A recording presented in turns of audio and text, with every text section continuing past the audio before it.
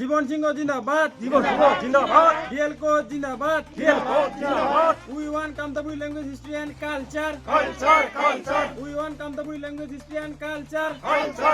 উত্তরবঙ্গের রাজনীতিতে ফের চড়ছে পারদ। আসন্ন বৈঠককে কেন্দ্র করে রাজনৈতিক মহলে জোর জল্পনা শুরু হয়েছে। আগামী 25শে ফেব্রুয়ারি কামতাপুর স্টেট ডিমান্ড কাউন্সিলিং এর সঙ্গে কেন্দ্রীয় সরকারের একটি গুরুত্বপূর্ণ বৈঠক নির্ধারিত রয়েছে। সেই বৈঠকে ফলপ্রসূ না হলে বড় রাজনৈতিক সিদ্ধান্তের পথে হাঁটার ইঙ্গিত দিলেন সংগঠনটি। বৃহস্পতিবার জলপাইগুড়ি জেলার ময়নাগুড়ি ব্লকের রামশাই এলাকায় কামতাপুর স্টেট ডিমান্ড কাউন্সিলিং এর ময়নাগুড়ি ব্লক কমিটির পক্ষ থেকে আয়োজিত হয় এক সাংবাদিক বৈঠক। সেখানে সংগঠনের তরফে স্পষ্ট জানিয়ে দেওয়া হয়, আলোচনায় যদি কামতাপুরবাসীর দীর্ঘদিনের দাবি দেওয়ার সুরাহা না হয় তাহলে আসন্ন বিধানসভা নির্বাচনে তারা বড়সড় রাজনৈতিক পদক্ষেপ নেবে। বৈঠকে উপস্থিত ছিলেন ময়নাগুড়ি ব্লক কমিটির কোঅর্ডিনেটর মনোজ রায়। তিনি সাংবাদিকদের জানান, 25শে ফেব্রুয়ারির বৈঠকে আলোচনার মাধ্যমে যদি স্থায়ী সমাধান না মেলে তাহলে উত্তরবঙ্গ আসামের রাজবংশী অধ্যুষিত অঞ্চল থেকে ভারতীয় জনতা পার্টির উৎখাত করার ডাক দেওয়া হবে। শুধু তাই নয়, পশ্চিমবঙ্গের আসন্ন বিধানসভা নির্বাচনে কামতাপুর স্টেট ডিমান্ড কাউন্সিলিং তাদের নিজস্ব প্রার্থীও দাঁড় করাতে পারে বলে ইঙ্গিত দেন তিনি। এই দিনের সাংবাদিক বৈঠকে আরও উল্লেখ করা হয়, কেন্দ্রীয় সরকারের সঙ্গে এই বৈঠক অত্যন্ত গুরুত্বপূর্ণ, কারণ দীর্ঘদিন ধরে কামতাপুরবাসীর বিভিন্ন দাবি, রাজনৈতিক স্বীকৃতি, সাংস্কৃতিক পরিচয় ও আঞ্চলিক উন্নয়ন সংক্রান্ত বিষয়গুলি নিয়ে আন্দোলন চলছে। সংগঠনের দাবি, এই সমস্যার স্থায়ী সমাধান আলোচনার মাধ্যমেই হওয়া উচিত। উল্লেখ্য, এই বৈঠকে জীবন সিংহ উপস্থিত থাকার কথা রয়েছে বলেও জানানো হয়। ফলে রাজনৈতিকভাবে এই বৈঠকের গুরুত্ব আরও বেড়েছে বলে মনে করেছেন বিশেষজ্ঞরা। এখন দেখার বিষয় 25শে ফেব্রুয়ারির বৈঠকে কি সিদ্ধান্ত হয় এবং তার প্রভাব আসন্ন বিধানসভা নির্বাচনে কতটা পড়ে। আজকে যে আপনারা এই সাংবাদিক সম্মেলন করছেন, কি বার্তা দিতে যাচ্ছেন, কি বলতে যাচ্ছেন, যদি একটু বিস্তারিত বলেন আমাদের। দণ্ডবোধ, জয় কামতাপুর।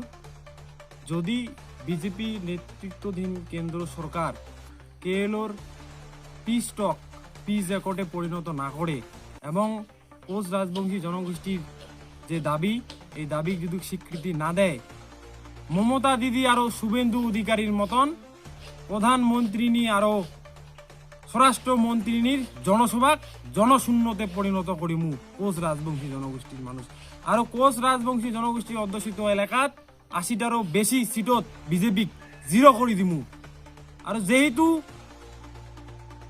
এই চালানি পার্টির এমপি এমএলএ গুলা আমার রাজ্যের বিষয়ে কথা না কয়, হামা এইবার কোচ রাজবংশী জনগোষ্ঠী বা গেডার কুচবিহার বা কামতাপুর উদ্ধার করির বাদে আমার নিজে এইবার প্রার্থী দিমু। প্রার্থী নির্বাচন করাও শেষ, যদিও এই বিষয়টা আর কি 25শে ফেব্রুয়ারি কেএলওর পিস টক বা পিস রেকর্ডের উপরে সবকিছু নির্ভরশীল। এবং আমার কোচ কামতাপুর বাসীর যে চালানি পার্টিগুলা পুলিশি সন্ত্রাস এবং দলীয় সন্ত্রাস চালার লাগছে, এটা থাকে বাঁচিবার বিকল্প রাস্তা একটাই, ওইটা হল আলাদা রাজ্য। যতদিন না আমার আলাদা রাজ্য হবে, এই কলকাতার চালানি পার্টিগুলো আমার উপর দলীয় সন্ত্রাস আর পুলিশি সন্ত্রাস চালাইতে থাকিবে।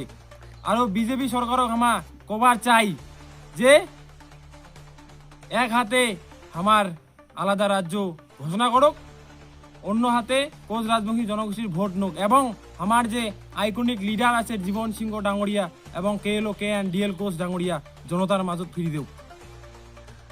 আপনাদের 25শে ফেব্রুয়ারি দিল্লিতে একটা বৈঠক হওয়ার কথা, সেই বৈঠকে যদি আলোচনা যদি সেভাবে ফলপ্রসূ না হয় তাহলে আপনারা কি করবেন? মানুষ আশাবাদী। এখন যদি বিজেপি সরকার আমার দাবি দাবা পূরণ না করে তাহলে বিজেপি সরকারক আমা অখড়ে দিমু এবং কোচ রাজবংশী জনগোষ্ঠী অধ্যুষিত এলাকাত নিষিদ্ধ ঘোষণা করিমু এবং বিজেপি এই north Bengal, north Assam, north Bihar থাকে অখড়ে দিমু আইসা বিধানসভা ভোটত। তোমার নাম? মোর নাম মনোজ রায়, মুই ময়নাগুড়ি ব্লক কোঅর্ডিনেটর।